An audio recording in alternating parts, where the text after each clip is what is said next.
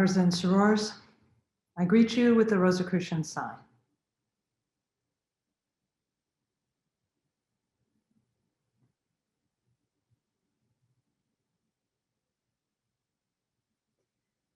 Thank you all very much for being here today for this special healing meditation.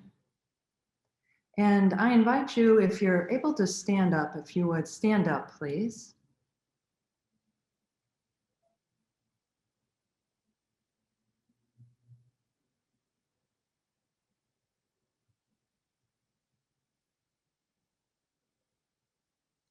And please raise your arms in front of you and up over the top of your head. And as you bring your arms down, exhale.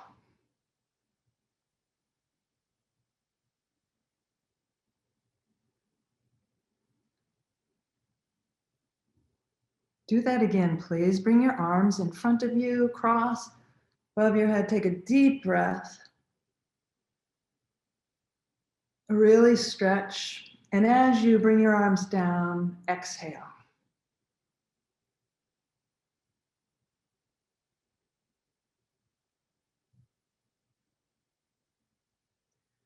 We'll do this one more time.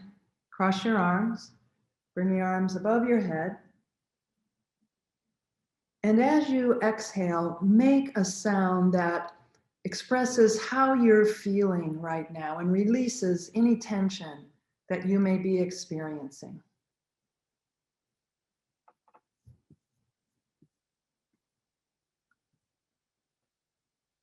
Now, while still standing, if you're standing, take a deep breath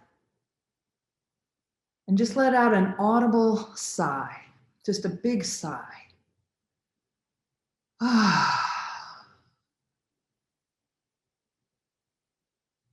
Do that again, a really deep breath. Let out an audible sigh.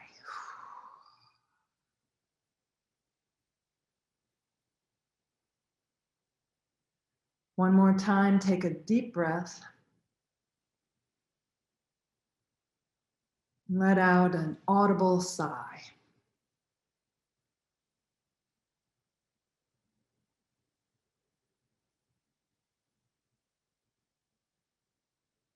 Sighs are a natural part of our pulmonary function, and they help to reset our system. Something else that helps us to get in balance and to reset our system is just to shake it all out. So just gently shake your shoulders, your hands, your hips, your head, just shake it all out.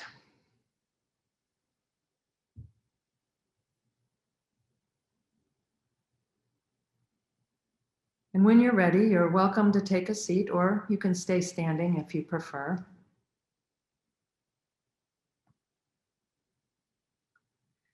We want to get this all out. We want to shake this out because we have work to do. For those of us who live in the United States, I think we're all holding our breaths right now. I noticed myself several times today realizing that I wasn't even breathing. And many people are watching the general election in the United States from around the world, also holding their breath. And there are things going on everywhere in wherever your home country is. There are just so many stressors in our lives right now. And then, of course, we have the pandemic. And all of us, I think, are just kind of holding our breath, just waiting to see what the next thing is that's going to happen. And we're part of making what the next thing will happen. We're part of making that happen. And today we're going to hone our skills for healing ourselves, so we're strong enough to do that, healing our communities, healing our countries, and healing the world. Now, to start, to do this, we're going to have to interact with people we disagree with. We're just at that point. We are all going to have to interact civilly with people we disagree with. So we're going to explore today how we can do that while still staying true to ourselves and while taking care of ourselves. One very important step in this process is to be aware of our distress tolerance threshold. How much distress can we handle? We can't heal ourselves or our country or the world if we're in an attack mode. So first we have to make sure that we're balanced. And then we have many techniques available to us to develop more awareness and more mindfulness so that we're aware of our role at this time, we're aware of our gifts, and we're aware of our opportunities for growth. And then we can consider having meaningful conversations with people we disagree with. This is going to require empathy, which is a muscle and a skill that we can build. So first, we'll talk about the distress tolerance threshold. Don't try engaging with others if you are out of balance, if you are above your distress threshold. Now, on our teleconference, our symposium on September 20th for the fall equinox, we discussed transforming our autonomic system and our autonomic responses. And this presentation is recorded on YouTube. On YouTube, youtube.com/Rosicrucian-TV. Again, it was on September 20th, and it's called Transforming Our Autonomic Responses. So this helps us to work with our distress threshold. We have many, many Rosicrucian techniques that can help us with that, especially the vowel sound May, spelled M-E-H and pronounced like the month of May. And this really helps to calm our system. Now, with stress tolerance, we can become aware of our window of tolerance for stressful experiences. And if we go above that, we may attack others. If we have issues with alcohol or other substances, we may drink or use those substances. If we interact when it's above our distress level, we may start eating in ways that aren't healthy for us. There's a whole list of things that we do when we act when we're above our threshold of how much we can take. Or we can just give up. Don't give up. Don't give up. We need you to help heal our communities, our countries, and our world. The first thing we can do is to check into our body. And then we find the eye of the hurricane where we can just get right in the middle and be very aware of what we're experiencing. I've mentioned previously a TED Talk. You know, these talks are at TED.com, and they're experts in different fields who share amazing ideas and techniques. And Professor Kelly McGonigal with Stanford University presented a TED Talk on how to make stress your friend. And the key is to know how we view stress. If we view stress as wearing us down and getting the better of us, that's exactly what happens. However, if we embrace that stress is preparing us for action, then we have a better response to that stress. And the program that she presented is about the biology of courage and how in times when we have so many stressors coming at us, we can still be courageous and we can still be civil. We are built for stress, and it's possible to train ourselves to leverage stress. This is trainable through mindfulness, through being aware of what we're experiencing in the moment. And again, changing how we think about stress can create resilience. When we're stressed and our heart beats really fast and we're breathing hard, this is our body rising to address stress. And everything that we've been experiencing up till now is preparing us to deal with the stressors that are to come. And they are to come. Stress makes us social. The pituitary gland produces oxytocin when we're under stress. And this motivates us to seek support in others. It's sometimes called the cuddle chemical. It is the chemical that makes it feel good to bond with others. So oxytocin is a stress hormone that motivates us to seek support. Tell someone how you feel. Tell a trusted friend, a confidant. Don't bottle up how you're feeling when you're stressed. When life is difficult, your system wants you to be surrounded by people close to you.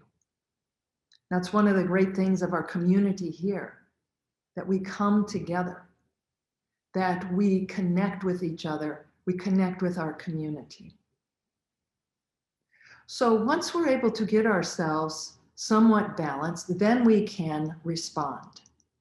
And we can do this mindfully. Now, our minds are wandering all the time, but how often do we notice that? Many thoughts are generated by our environment, what's coming at us. And of course, our thoughts can be driven by stress and by fear. Just noticing our thoughts, this is mindfulness, this is awareness, increases the thickness of our brain tissue. It increases the cortical thickness and creates stronger neural networks. Then the next step is that we can, once we learn to pay attention, because again, we have thoughts going all the time, once we're able to pay attention, then we can regulate ourselves so that even when we're not meditating or we're not in a calm situation, we can say, okay, I'm aware of how I'm behaving now. I'm aware of how fast my heart is beating or how quickly I'm breathing, and then we can self-regulate. But if we're not aware of it, we can't self-regulate. And it's especially effective to do this through third-person awareness. And this means that we look at what's happening to us, to our reactions, as though we're observing someone else or as though we're observing ourselves from afar. Like I would observe myself in a situation and say, oh, Julie's heart is beating really fast right now. It's helpful to focus our attention on an anchor. And the easiest anchor to find is our breath. Now, we're developing cognitive, emotional, and body intelligences all the time. Every day, everything we learn, we're developing these different aspects of intelligence. The best way to know our minds is to focus on the body and to see what pulls our thoughts away. By monitoring the body, here. So if we're just if we're in the middle of a situation and our thoughts are racing, that's more challenging to observe than it is to observe ourselves breathing very quickly or that our palms are sweaty. So to become familiar with our thoughts, we can use several Rosicrucian techniques that increase mindfulness. And we're going to do two versions of the breathing exercise right now. So if you would please sit in whatever way is most comfortable for you. And take 3 deep breaths, becoming more relaxed with each exhalation.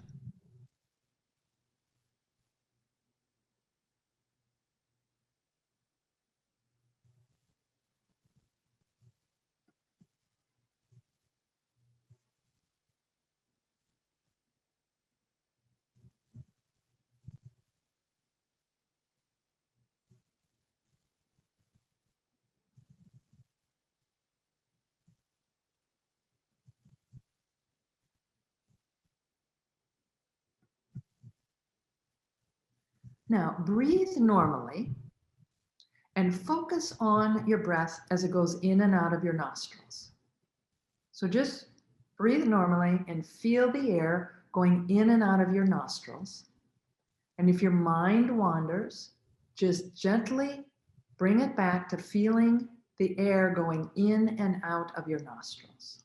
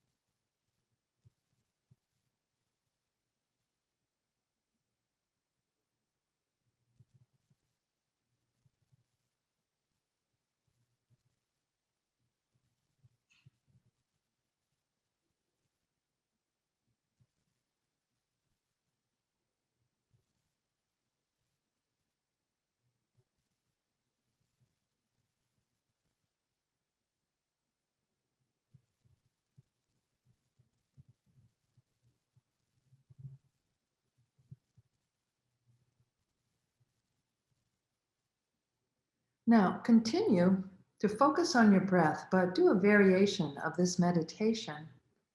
Again, with your eyes closed, with every breath, count. And you'll count the inhalation and the exhalation as one. So breathe in, one. Breathe out, one. Again, breathe in, two. Breathe out, two. So just count in this way with every breath.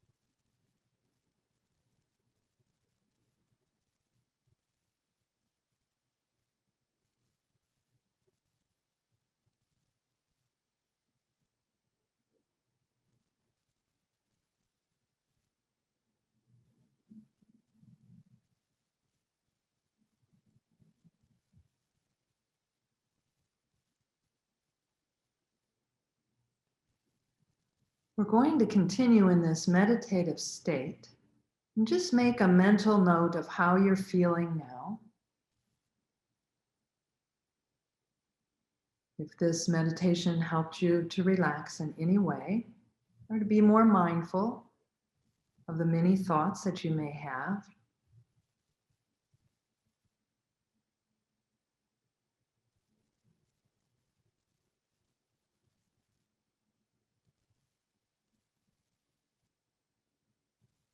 Our minds flow with stories, thoughts, images, and meaning every moment, like a river. When our active attention is identified with wherever the river is taking us, we are less mindful. And then that makes us more prone to habits and autopilot reactions. Now, if the river is going along peacefully, that's no big deal. But in really stressful times, when it's rapids, we can feel like we have no control. And we can get so identified with those rapids that are dragging us down the river that we get submerged and we may panic, or we may feel rage,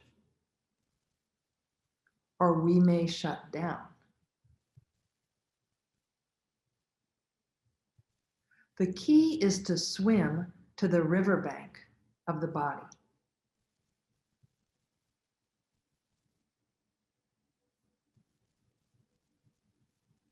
This meditation that we're going to practice now is called the riverbank meditation. And I learned this from an acquaintance, Brian Shires, with UCLA's Mindful Awareness Research Center. The body grounds mindful attention and opens up the present moment with what questions? W-H-A-T, not with why questions. When our mind is racing, we don't get answers when we follow it by saying, why am I upset? Why did she do that? Why didn't I do that? But we do get answers when we ask, what am I noticing in my body right now? What am I noticing in my breath?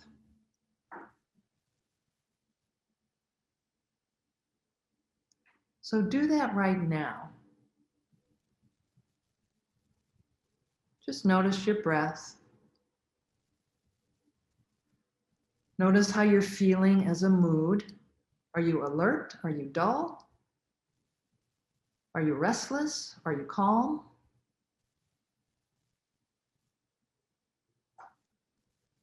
What stories are shaping the river of your thoughts right now?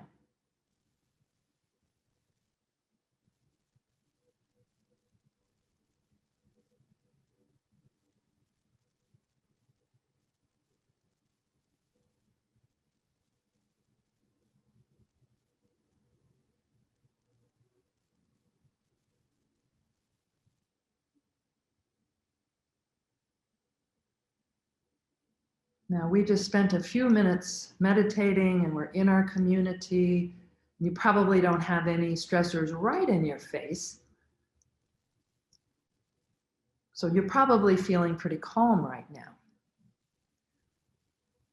There are times, though, when the thoughts keep yanking us back into the river, trying to get us to abandon our body. They want us to forget what we're experiencing in our body. And the riverbank meditation instructs us to keep climbing out of the river and return to the ground of body awareness. And then once you notice that things have slowed down a bit and the river is more calm, then you can get back in the river where it's more like a stream, where it's manageable. And then you can begin your inquiry. We're going to practice this now. We've grounded ourselves in our breath, our meditation. Now, think of something that is troubling you or has troubled you.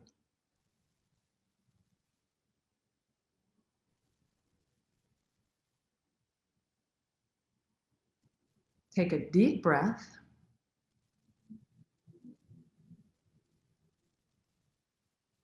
What do you know about this challenge?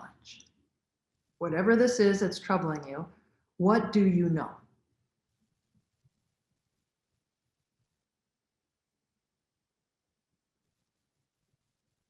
What are you sure is true about this situation?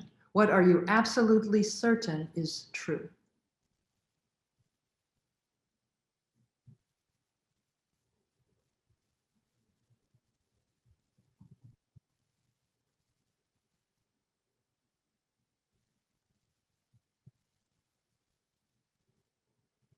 And what do you assume? What do you assume is true about this, but you don't know for sure? What do you assume is true about this situation that's troubling you?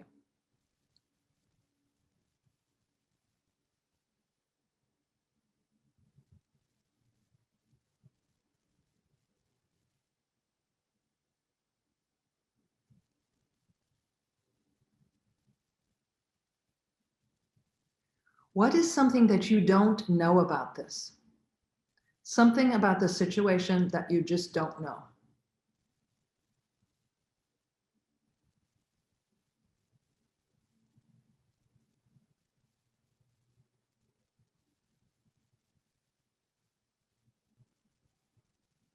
Where can you go to find out more? If you don't know something about this situation that's troubling you, where can you go to find out more?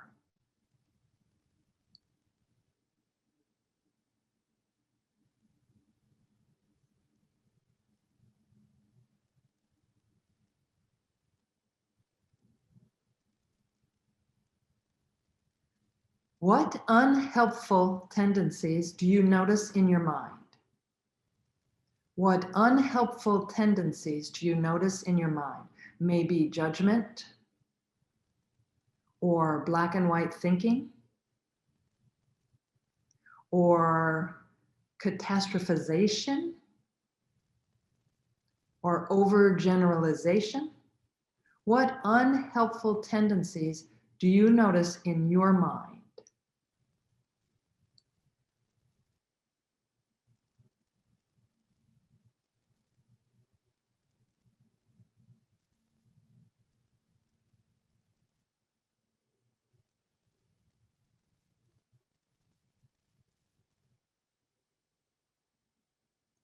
Now, can you see this challenge, this struggle, as your path to growing and awakening and becoming more mindful?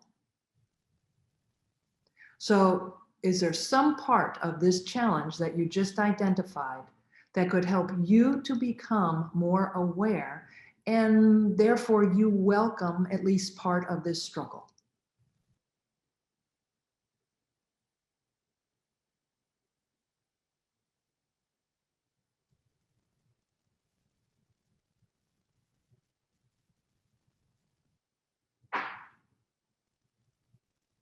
And just make a mental note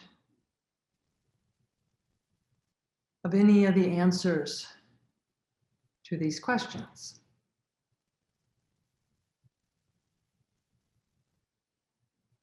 When you're ready, open your eyes.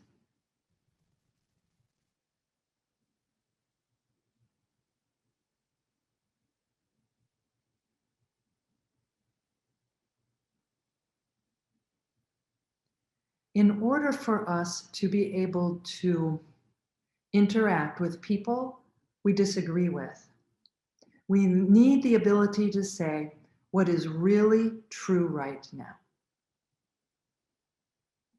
We need to be able to train our mind how to swim over to the body, how to drag ourselves out of the rapids and go to shore where the body is, where things are very direct.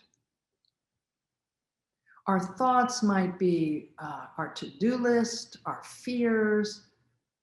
It could be the past, it could be the future. But when we're talking about grounding in the body, it's focusing on our breath. My breath is calm right now. Or our heart rate. My heart rate feels balanced right now. Or it could be the opposite.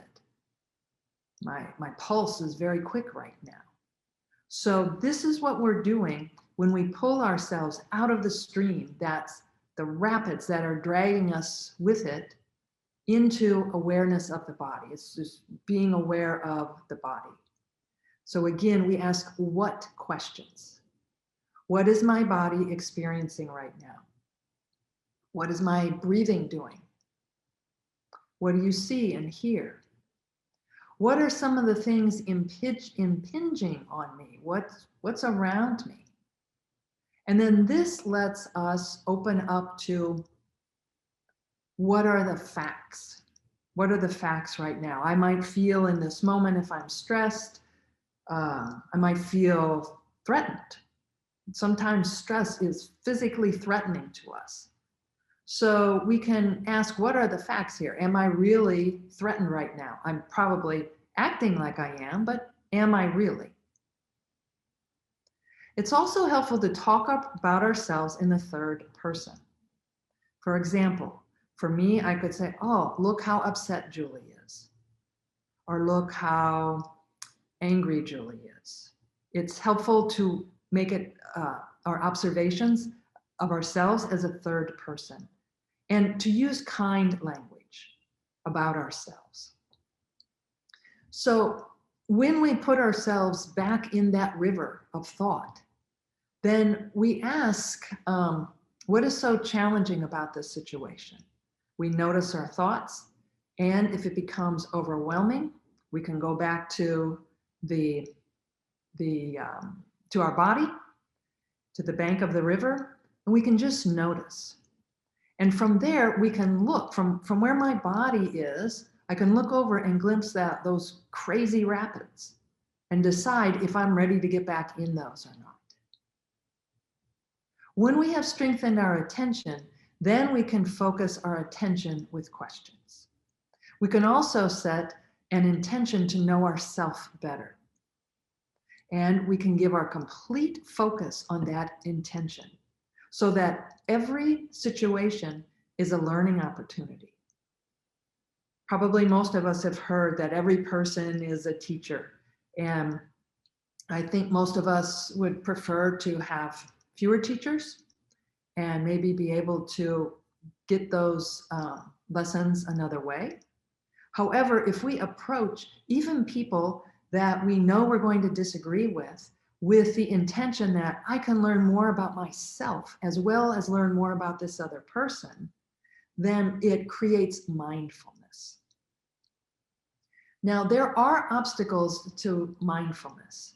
It could be restlessness, or it could be sleepiness. There are all kinds of things. Our mind is like, oh, I don't want you to focus your awareness. I don't really want you to be mindful. I want you to follow all these thoughts. So we can use the obstacles as the path. If we become restless, we're with someone and we feel restless, or we become drowsy, make that an opportunity for self-awareness, to understand the drowsiness or the restlessness. We can observe if we can stay centered when we're watching the news. Now,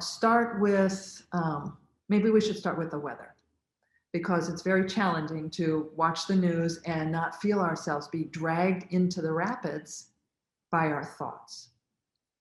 And then once we can stay mindful and aware with watching the news, we can expand that to, what if I see someone's face who really I am typically upset about? Can I see that person's face? So little by little, expand that we're able to be mindful when we're watching the weather, when we're watching the news, when we're watching the face of someone who can really trigger us. And again, we can explore that from the third person. So in my case, I could say, when Julie sees that person's face on the screen, Julie feels tightness in her breath, or in her chest. Julie feels tightness in her chest. Or Julie wants to eat ice cream, or whatever it is. When we start to feel overwhelmed, if we're aware of it, it takes some of the power away from that being overwhelmed. And begin where we are. Just observe. Don't expect to be able to watch the thing that pushes your buttons the most without reacting. Start with something that you don't feel so strongly about.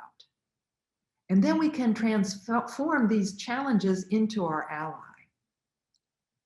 So the riverbank meditation that we did, it can be done, say, once a day, or once before we're about to go into a challenging situation. Or we can do that once we've developed the skill in the moment. We don't have to meditate ahead of time once we've trained ourselves to be that mindful. And the best way to be aware of what's going on in our mind, again, these thoughts are trying to drag us down the river in rapids. The best way is to focus on our body. So we can just, let's say we're in a situation, we feel it's starting to get tense, just take a deep breath and then think, okay, My heart's beating really fast, or my breath is uneven, whatever it is, get grounded back in our bodies. And notice the tension and then try to soften it a little bit. Muscle tension is unconscious. Since we've been, since the pandemic, we've been exploring ways of moving our bodies in order to relieve tension. We don't even realize that we are holding tension in different parts of our body until we then move our body in non-habitual ways. We sit, we're looking at screens, we have this focus in a certain area. So we're always in the same position. We become aware of these emotions that we're holding in our body when we move in non-habitual ways. And we are going to do that at the end of our time together today. So to see the mind, begin with relaxation. Deeper breaths loosen deeper muscles. So let's take 3 deep breaths again.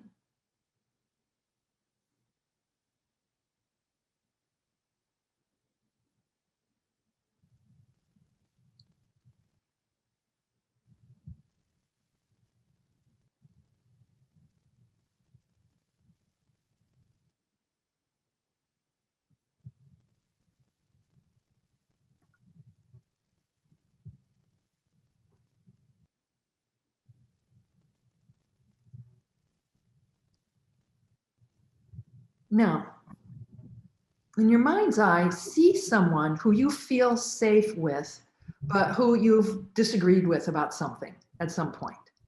So you're listening to someone that you can disagree with and you can feel safe with at the same time. So hear this person say something that you disagree with. You feel differently than they do about whatever they just said.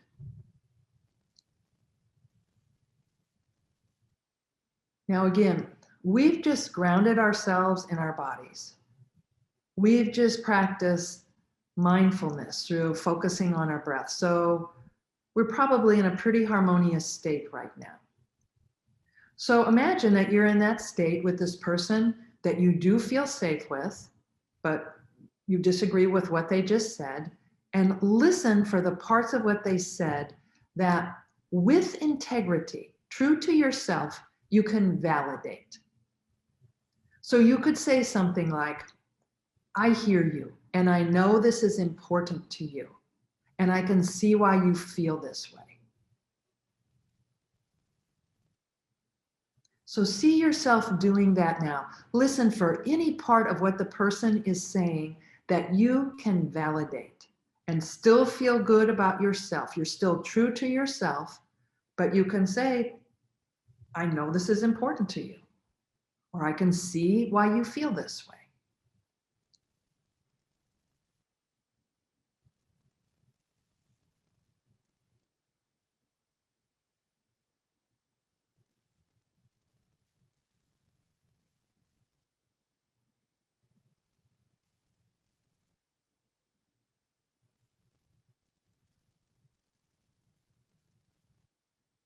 If you were in this person's shoes and you didn't want you to change your mind, you just wanted to be heard, how would you respond to this person if you were in her shoes? You really just want to be heard.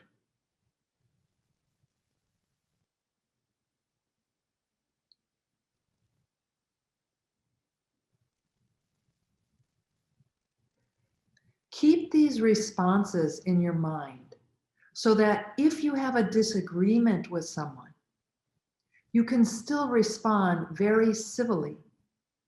You can respond in the way that you think, well, the way you would want someone to respond to you and the way you think that person would feel heard, by saying something like, I can see why you feel this way, or I hear you. The change that has the strongest impact happens locally, in our families and in our neighborhoods. That's where we can make the most change in the world.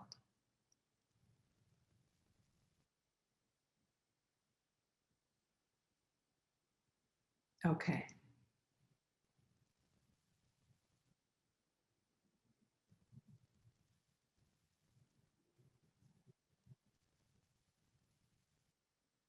So you can open your eyes, please.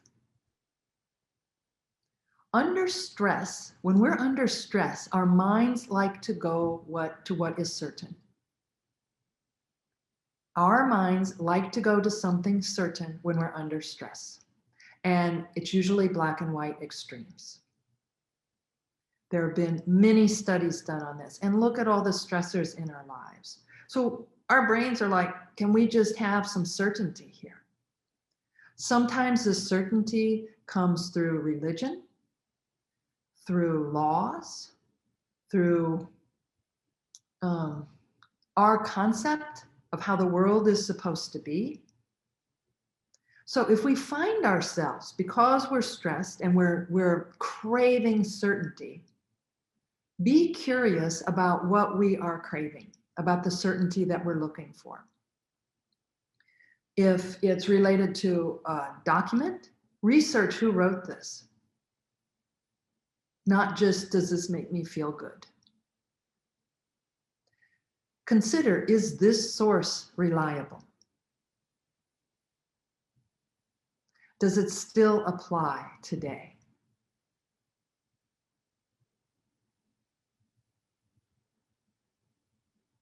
Now, this might bring up some opposites, some contradictions when we explore this. How do we deal with powerful opposites when we see things that we don't like? How do we deal with powerful opposites when we see things that we don't like? The Rosicrucian teachings present this in several different places. We explore a thesis, the antithesis, and what brings it together? Synthesis. This is used in dialectical thinking when we can hold opposites. Yes, this may be true, and yes, that may be true too. Or yes, this may be true, and how else can I see this? This requires us to have a desire to understand the causes and conditions and contradictions. Most people don't want to do this. This is where our divide begins. No, I want it to be my way. And if you start chiseling away at my beliefs, then what is my foundation going to be? So most people do not have a deep desire to understand contradictions. And this is where our divide begins.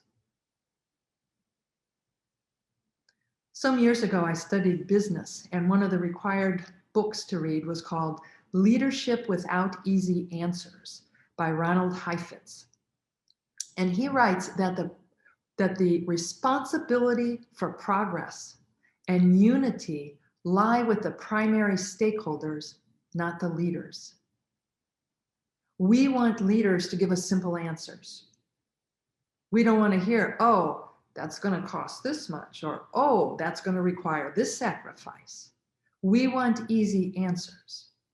So the idea is that the responsibility for progress and unity lie with all of us, with the stakeholders, whatever organization it is, whether it is a family or a business or a country.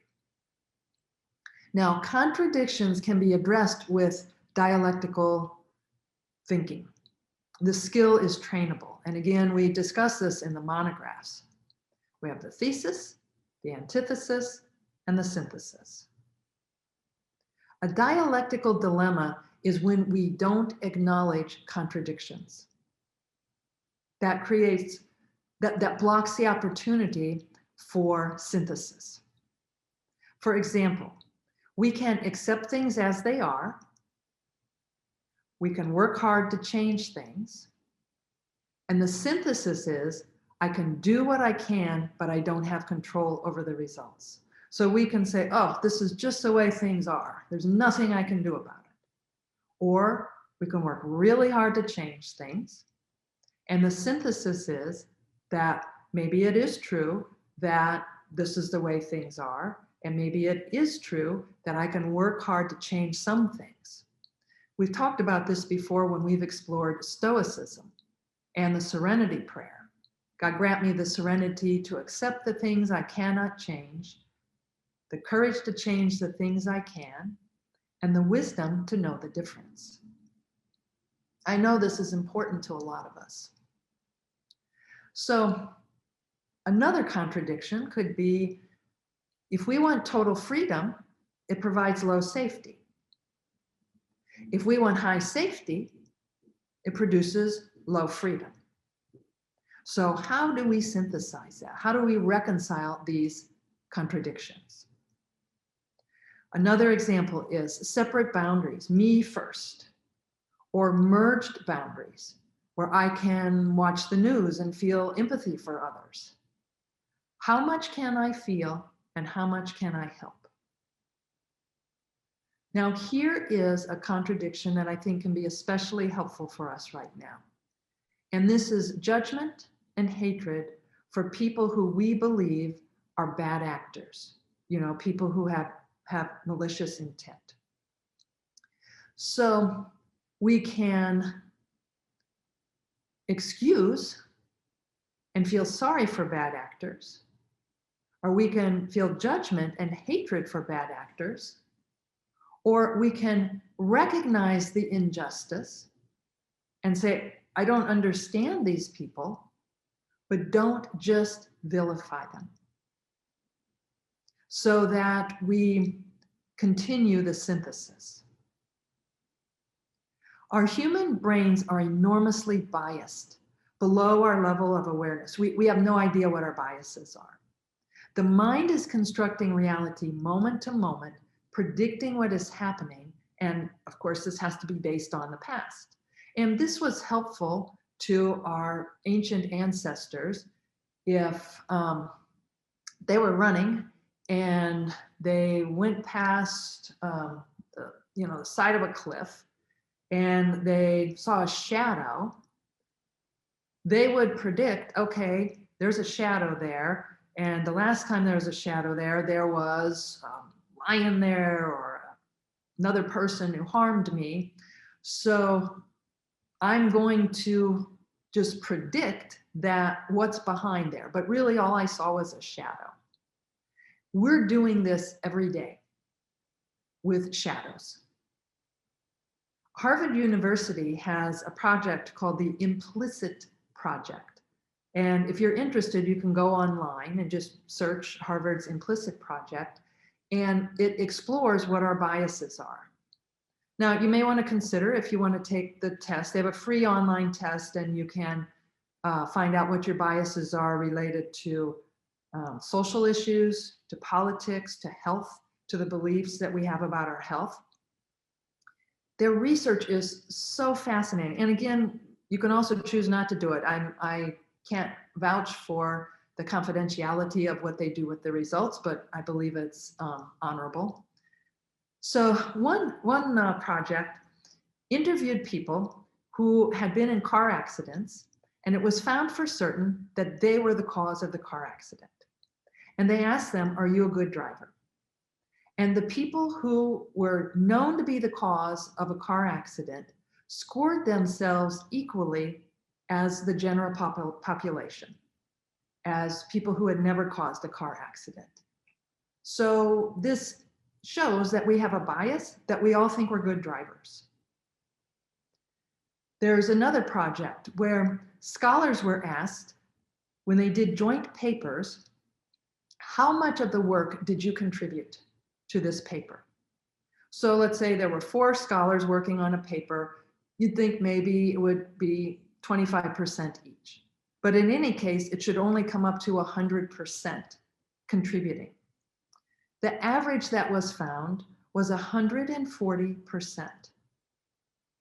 People think they contribute more than they do, just like they think they're better drivers. So we all have these biases. And it's important to see our bias and then focus our intention, which is to know ourselves better, to recognize our biases rather than, oh, this really makes me feel good, if we're interested in knowing ourselves better. we can become curious about other people. When we're interacting with someone, we can remind ourselves, and we may need to do it ahead of time. I'm not dealing with a Republican or a Democrat or a Black person or a woman or whatever. I'm dealing with a human being. I'm dealing with a human being. And then become curious about that person. Some of you may be familiar with the work of Søren Kierkegaard, who I hesitate to label him as a Danish philosopher, but he was. And I hesitate to do that because he said something like this. It's not confirmed exactly what he said, but it was something like, when you name me or you label me, you negate me.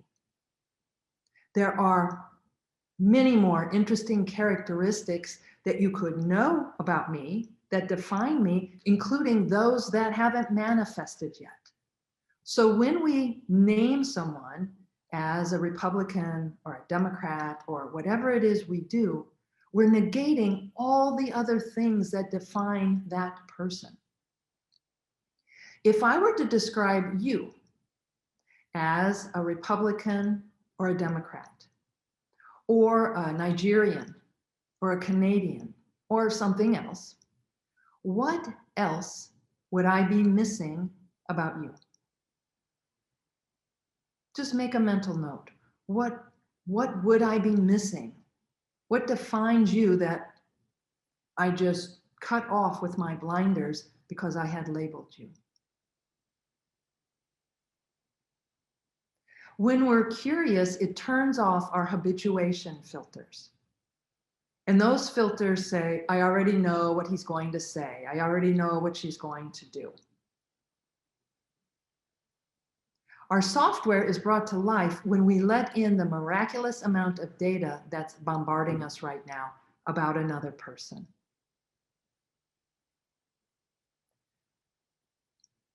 Interacting with people we disagree with provides an opportunity also to watch for dehumanization. Some people are choosing now to dehumanize people they disagree with by calling them dogs or monkeys. They're trying to dehumanize them. And this isn't new. The Nazis did this with the Jews. Joseph Goebbels personally worked on a film that he called the Jew film that depicted Jewish people as rats. And the film showed Jews as dangerous aggressors who had to be exterminated. And killing Jews is like killing rats as a necessary way to preserve health and cleanliness. In the Rwandan genocide, the Hutus depicted the Tutsis as cockroaches that needed to be exterminated. Those Hutus murdered 1 million Tutsis and moderate Tutsis during the Rwandan genocide in 1994. Yes, this is wrong, and how can we deal with this? We can work on our own habits and beliefs, on our own biases. Remember, everybody thinks they're contributing more than their fair share. Everybody thinks they're a good driver. If we're going to move our culture forward, we have to use awareness, compassion, and wisdom to create practices that are actionable.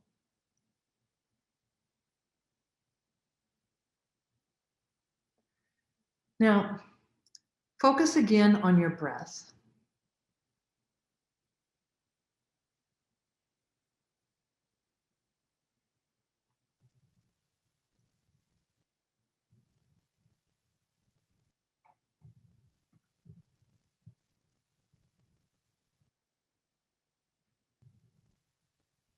And think of someone who does something that bothers you. Think of a scene that didn't turn out like you wanted. Don't choose your worst enemy. Choose someone kind of easy. They're not a threat to you.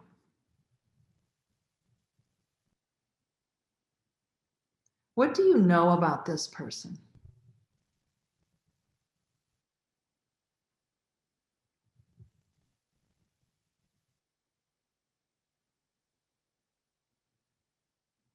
How did they get there? How did they get to the place where they behave like this? Be curious. Can you validate how they became like this?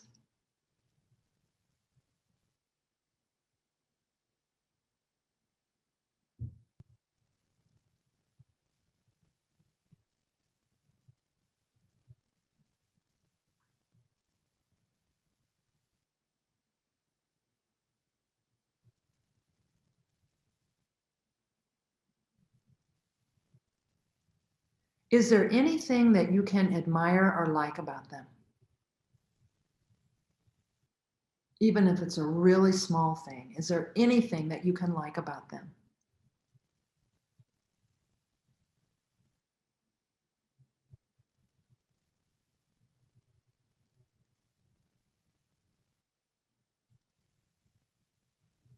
How did they develop that quality that you like?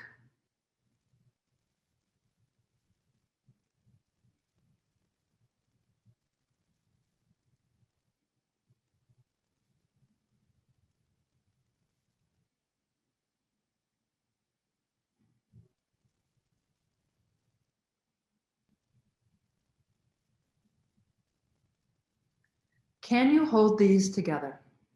That this person does something that really bothers you, and that there's also at least something that you can like or admire about her or him.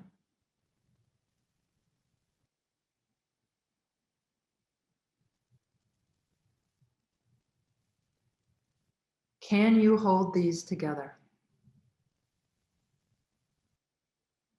Can you validate how they would have become like this?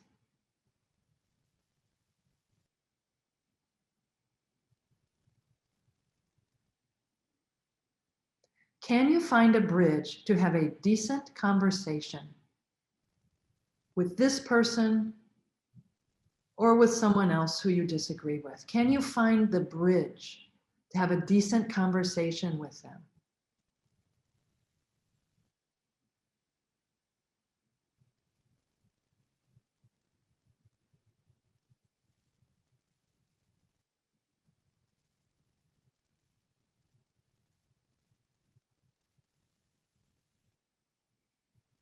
This is training the mind.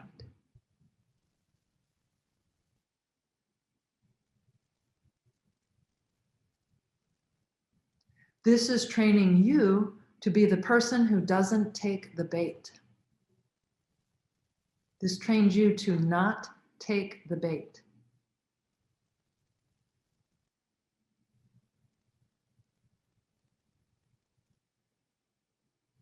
And it trains you to initiate healing,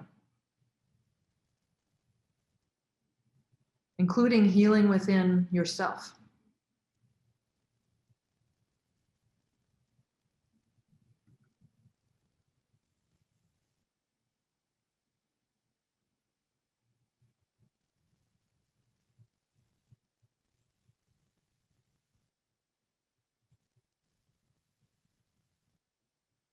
So mote it be.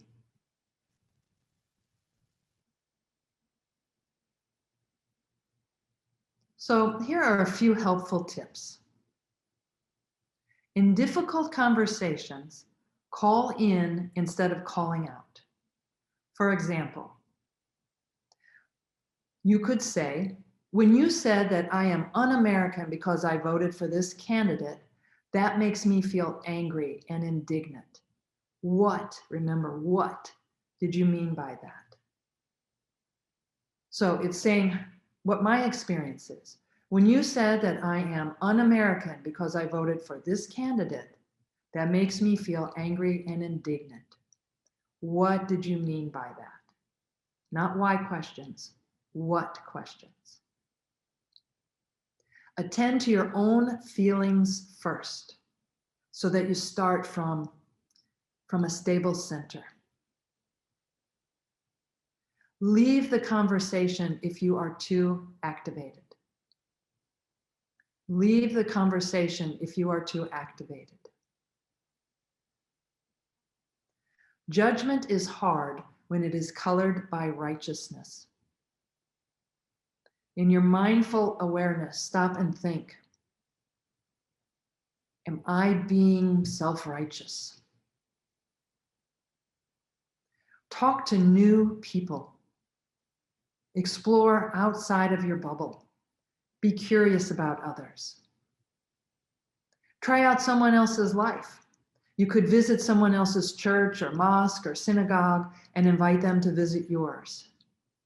You can research what life is like in Syria right now and consider whether you would stay or try to leave. You can join forces for a shared cause. The Rosicrucian Order, working on a community garden. Help to clear those hiking trails that you hike. Volunteer at your local library. And how do you support yourself? Focus on your breath, focus on your body, and who do you want to be? You can set an alarm and every hour look out the window at the birds and the trees. Feel the warmth of the sun or explore the colors of the clouds or the darkness. You can look in a mirror and smile. Get in touch with your mammal reality so that your body doesn't get overburdened. We are animals, you know. See how miraculous a piece of bread is, or an apple, or these Zoom teleconferences. Who figured this out? Who created this? See how miraculous these things are around us, and now do that with another person. How miraculous is that person? How miraculous are you?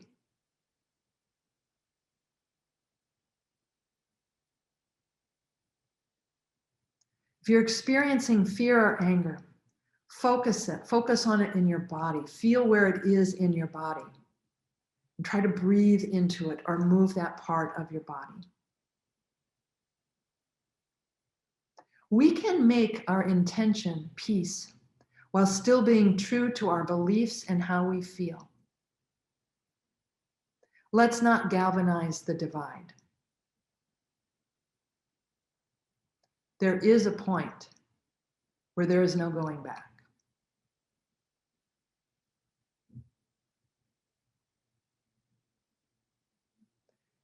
Be a champion for peace. Be a champion for healing.